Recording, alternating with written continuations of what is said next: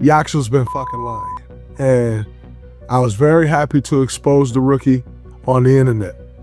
And yeah, it'll get here soon enough, Yax. Enjoy all your media. The tension between Draymond Green and Yaxel is becoming more serious with every passing week. Music, and this beef is no longer something either side can laugh off. What started as a few offhand comments has slowly turned into a running series of public exchanges that have the entire basketball world paying attention. On the surface, it looks like veteran hazing, classic locker room friction, the kind of thing that gets smoothed over before the first day of training camp. But the more you look at the details, the more complicated the picture becomes. Before a single regular season game has been played, before a single music practice rep has been logged, two Warriors teammates have already traded shots in press conferences, on podcasts, and across social media. And one of those teammates is Draymond Green, a man with a documented history of letting things go too far. So, the question everyone is asking is legitimate. Is this the competitive edge of a champion testing his newest teammate, or is this the first chapter of a story the Warriors have lived through before? What you are about to hear will walk you through exactly why Draymond keeps publicly coming at Yaxel, how the rookie fired back, why fans are already drawing comparisons to one of the most infamous moments in franchise history, and whether this conflict could cast a shadow over what Golden State is trying to build going forward. To understand why any of this matters, you first have to understand who Draymond Green is. Draymond Green arrived in the NBA as a second-round pick in 2012, chosen 35th overall out of Michigan State. Nobody handed him anything. He scratched and clawed for every minute, every contract, every acknowledgement. Over the next decade, he became the cornerstone of one of the greatest dynasties in professional basketball history. 4 NBA championships, a Defensive Player of the Year award, 5 All-Star selections, a reputation as the most unconventional superstar the game has seen in a generation. He was never the best scorer on the floor, rarely the most talented athlete. What he was, and what he remains, is the single most important piece in the puzzle that made the Warriors' dynasty run. Green is the defensive anchor, the playmaker, the communicator, the enforcer. He holds everyone accountable in real time on the court with no filter. He will get in your face on the floor, call you out in the press, and then go on his podcast and dissect music, exactly what you did wrong in front of millions of listeners. His critics call it arrogance. His supporters call it the price of playing at the highest level. Over the years, he has collected technical fouls the way other players collect highlights. Been suspended multiple times to become one of the most polarizing figures the league has produced in 30 years. And yet, when the Warriors needed someone to make the right pass, defend the right man, and say the right thing in the right moment, it was always Draymond Green standing in the middle of it. His legacy in the Bay is complicated, layered, and impossible to separate from both the championship banners and the controversy. That tension is exactly what makes the situation with Yaxel so loaded. Yaxel's path to the NBA is unlike almost anything the league has seen. He grew up in Pennsken, New Jersey, the son of 2 athletes. Both of his parents played for the Dominican Republic national basketball team, so the competitive bloodline runs deep. But his road was not smooth. He was cut from his high school team as a freshman because of poor grades. He missed his sophomore and junior seasons entirely. When he finally became eligible again as a senior, he played just 11 games, and his team won 10 of them. That was the flash of what was coming. He enrolled at Arizona Western College, music a junior college program, and spent 3 years there. 3 years grinding in obscurity, building his game, building his body. At Arizona Western, he became the all-time leading rebounder in NJCAA history. Then he transferred to UAB, where he spent 2 seasons and won back-to-back AAC Defensive Player of the Year awards. He averaged 7 points and 4 rebounds per game in his final year with the Blazers.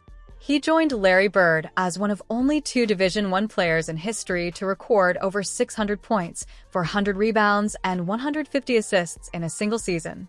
He could have declared for the 2025 draft. He chose not to. Instead, he transferred one more time. He went to the University of Michigan, and what followed was a storybook ending.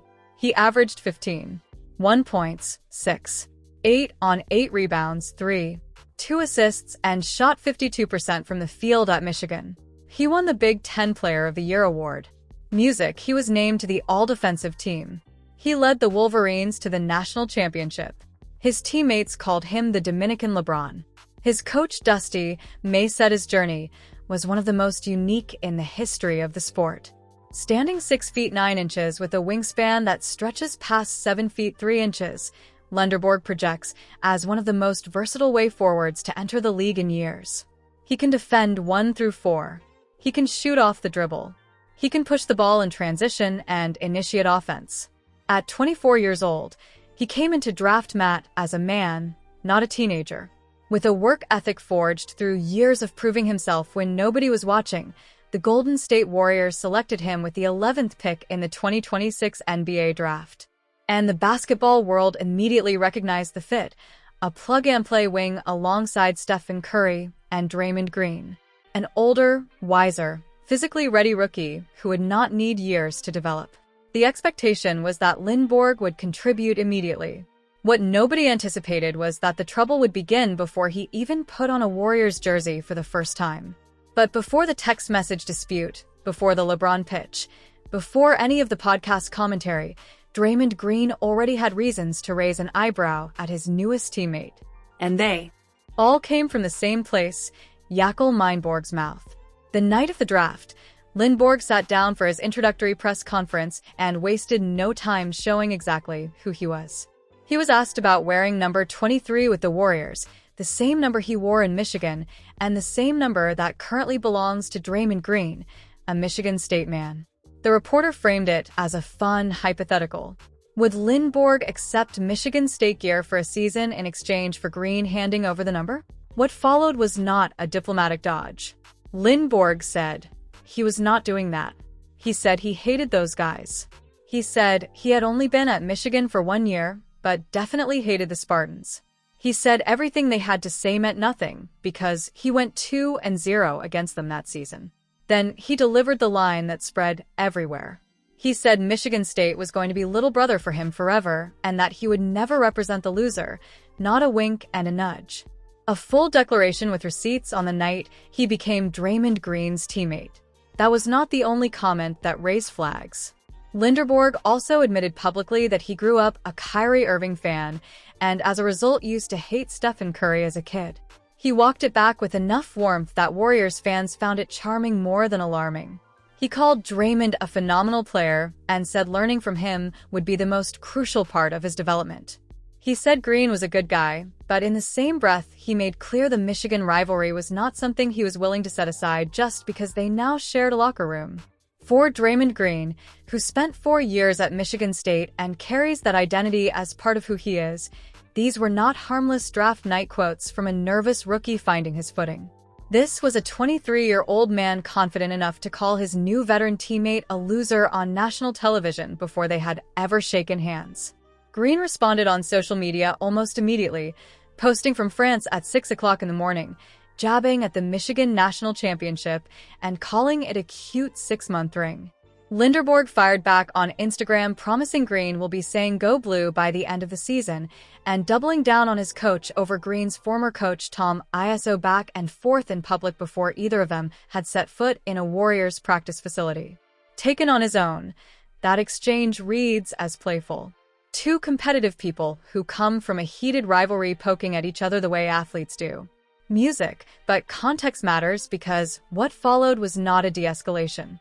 It was a series of escalations, each one building on the last, each one adding weight to a relationship that started with Linderborg, essentially telling his future teammate his alma mater was a loser program. The first crack appeared almost immediately after draft night. At his introductory press conference, Linderborg was asked whether any of his new teammates had reached out to welcome him to the organization. He mentioned that Stephen Curry had added him to the team group chat right away. He said he had texted Draymond Green, but had not yet heard back. On the surface, it sounded like a throwaway line. And a rookie being honest with reporters, nothing more. Draymond Green did not see it that way. On a recent episode of The Draymond Green Show, the veteran went in with both barrels. He said in his own words that Yaxel had been lying. He said Lindborg texted him and that he responded within 30 seconds. He said that when Lindborg went into interviews and told reporters he was still waiting on a response, that was a fabrication. Green called him out directly by name, told him he was a liar, tied it to what he called the Michigan way, and then added a warning. He told the rookie that the Warriors are not a team that typically does rookie hazing, but that he was prepared to bring it back. He mentioned popcorn and cars, tires going missing. He even brought up a 100-mile trip to Best Buy as one of the possibilities waiting for Lindborg if he did not get his story straight. Green reportedly showed receipts. He claimed to have the text exchange saved, and the implication was clear.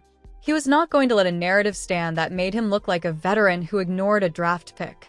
Whatever the full truth of the communication was, one thing became undeniable. Draymond Green was publicly putting a 23-year-old rookie on notice before that rookie had played a single NBA minute. That exchange alone generated significant attention. But the conversation around veteran-rookie dynamics in professional basketball is not as simple as many fans believe. Within NBA locker rooms, the relationship between established veterans and first-tier players carries a weight that outsiders rarely appreciate. Veterans have earned their place through years of physical sacrifice and mental endurance. When a rookie walks in a door talking to reporters about who did or did not text him back, that can land differently behind closed doors than it does in a press conference.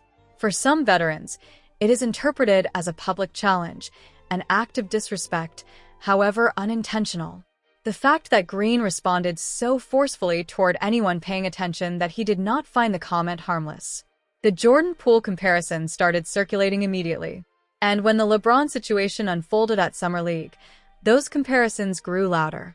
During the Las Vegas Summer League, reporters asked Lindborg a direct question.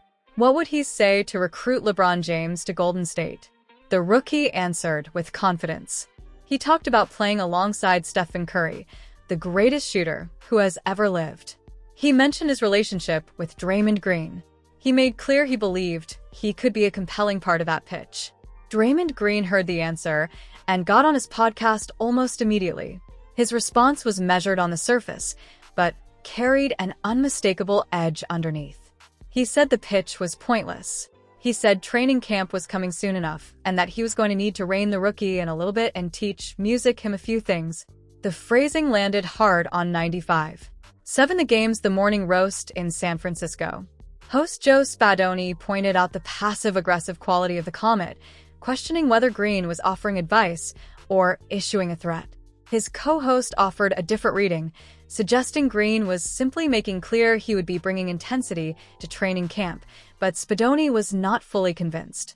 Music, the veterans in the league circle the rookies who talk too much. And when Draymond Green circles, you people take notice. Rob G., a host on Fox Sports' The Odd Couple, was less charitable in his assessment. He stated plainly that this was another instance of Draymond Green unnecessarily bringing tension to the team. He acknowledged that Curry remains the best player on the Warriors. He argued that Green serves as the emotional engine of the franchise and that energy can be constructive or destructive depending on how it is directed. For Lindborg's part, when reporters relayed Green's training camp comments to him, he said he got a little nervous. He told the San Francisco Chronicle that he was not entirely sure what Green was hinting at. He joked that he hoped the hazing would be kept to a minimum. Music, it was the kind of measured, slightly deflecting answer you give when you are a rookie who does not want to escalate something he did not start. It also made clear that the exchange had left an impression. Then came the Jordan Poole reference, and everything intensified. In an interview, Lindborg was asked about the comparisons fans were drawn between his situation and what happened between Green and Jordan Poole in 2022. He said he had seen the video and that he genuinely wondered what could have driven something like that to happen. He said he was not the kind of person who was going to get angry and that he was not worried. He kept the answer light, but the very fact that reporters were asking that question and that Lindborg had to answer it before playing a regular season game revealed how much weight the Poole shadow still carries inside the Warriors story. Jordan Poole and Yaxel Lindborg share something beyond an NBA uniform. They are both Michigan men. P attended the University of Michigan. Lindborg played his final college season in Ann Arbor, winning the national championship wearing the same maize and blue. Draymond Green played 4 years at Music, Michigan State. Anyone who has spent 5 minutes around that rivalry understands what it means. Michigan and Michigan State do not coexist. Music peacefully. They carry the friction of decades of competition into every shared space. Music, Green already opened his dialogue with Lindborg on that exact battlefield. Shortly after the draft, he posted to social media at 6 o'clock in the morning from France, telling Lindborg that his coach was nothing like Green's and poking at the Michigan National Championship ring by calling it a cute 6-month ring. Lindborg fired back on his Instagram, Music story, saying Green would be saying "Go Blue" by the end of the season. That part of the exchange, Music read as playful, classic rivals getting into it. Nobody interpreted that as dangerous. Music, but once the podcast came out, once the lying accusation landed, once the reign of rookie and comment reached social media, the Michigan State dimension stopped feeling like harmless banter. It started looking like something older and deeper than a college rivalry. To understand why fans immediately connected those dots to Jordan Poole, you have to revisit October 22nd. During a closed practice session the Warriors believed was private, Draymond Green struck Poole. Video of the altercation leaked to the public. The organization fined and suspended Green. The relationship between the two never recovered. The following year, the Warriors traded Poole to Washington. What had been a promising young partnership dissolved entirely in the questions about team culture, the leaked footage, the financial implications of Poole's contract. It was a wound that took years to stop reopening. It happened because a veteran with a history of emotional explosions was placed in close quarters with a young player he had conflict with. Now people are watching a new young Michigan player trade in public bars with the same veteran. The instinct to draw the parallel is not irrational. It is pattern recognition. That said, in this matters, there is no verified evidence that the current situation between Green and Mendor, Music, has reached anything close to that level. No reports of physical altercation, no reports of Music behind-the-scenes blow-ups, no teammates or coaches on record expressing alarm. The Jordan Poole comparison lives almost entirely in the realm of online speculation fueled by the shared college background, the early friction, and Green's history. Those are real factors worth monitoring, but they're not the same as confirmation that history is repeating itself. What is confirmed is that 3 separate public exchanges have now generated national coverage before a single game has been played. Green supporters will point to his leadership record. Throughout the Warriors dynasty, he has been one of the most demanding voices in the building. He held Kevin Durant accountable. He pushed Klay Thompson. He has spoken at length on his podcast about his belief that discomfort is the engine of growth, that the players who thrived in Golden State were the ones who could receive hard coaching and channel it into performance rather than resentment. From that lens, calling out Lindborg for a comment he believed was false is not bullying. It is accountability. Saying that training camp is coming and there are things to teach is not a threat. It is a challenge issued by a 4-time champion who knows exactly what winning requires. The counterargument is just as coherent. Whatever internal lesson Green was trying to teach, he chose to deliver it through a public podcast and social media, placing a rookie who entered the league as one of his most mature prospects in the uncomfortable position of having to publicly walk back statements before he had touched an NBA ball. The Warriors need Lindborg's confidence. His fearlessness is exactly what made scouts fall in love with him. If the early months of his career become about managing Draymond Green's ego rather than developing his game, that is a problem the organization will eventually have to reckon with. When does accountability cross over into public embarrassment? Green has always lived in the gray space between those two things. The championships exist because of that edge. Sometimes the edge also produces fractures that cannot be repaired. The Warriors have experienced both outcomes sometimes within the same season. The Warriors have a well-documented history of struggling with exactly this tension. James Wiseman never found his footing. Jonathan Come and Gain never broke through. The Poole situation ended in a trade. Each case was different, but the common thread runs through all of them. Whether Golden State's culture of championship-level accountability leaves enough room for young players to grow without being broken down first. That question has real stakes this season. Stephen Curry is aging into the final chapters of one of the greatest careers in NBA history. The window was not indefinitely open. The organization needs Linderborg to be a real contributor now, not a development project buried at the end of the bench.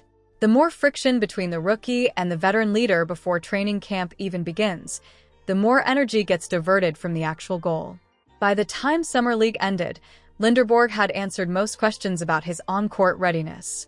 Across his appearances, he averaged over 13 points, more than 6 rebounds, and over 4 assists per game, while shooting nearly 50% from 3. He led all rookies in box plus-minus. He led the Warriors to the Summer League championship.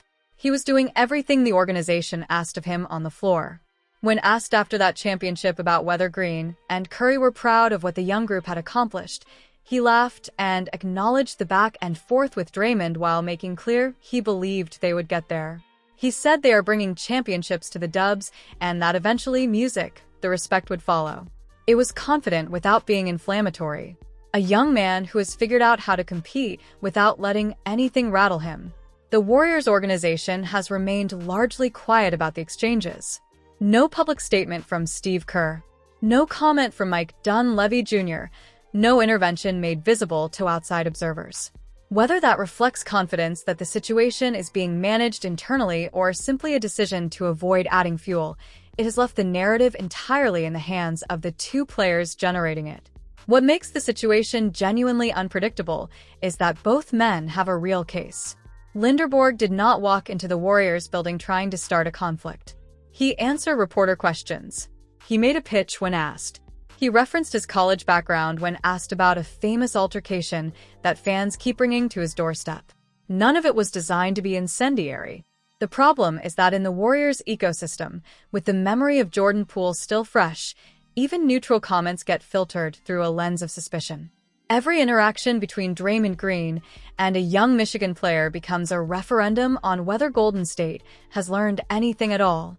Green, for his music part, did something revealing during this stretch that often gets overlooked in the controversy coverage. Between the podcast calling out Linderborg and the training camp warning, he stepped back and acknowledged that Linderborg looks sharp during Summer League. He expressed genuine enthusiasm for how the rookie played. It was a small gesture, but it suggested that whatever edge exists in this dynamic, it is not straightforwardly hostile. Green has a complicated way of showing respect. Sometimes she shows it by testing you publicly and watching how you respond.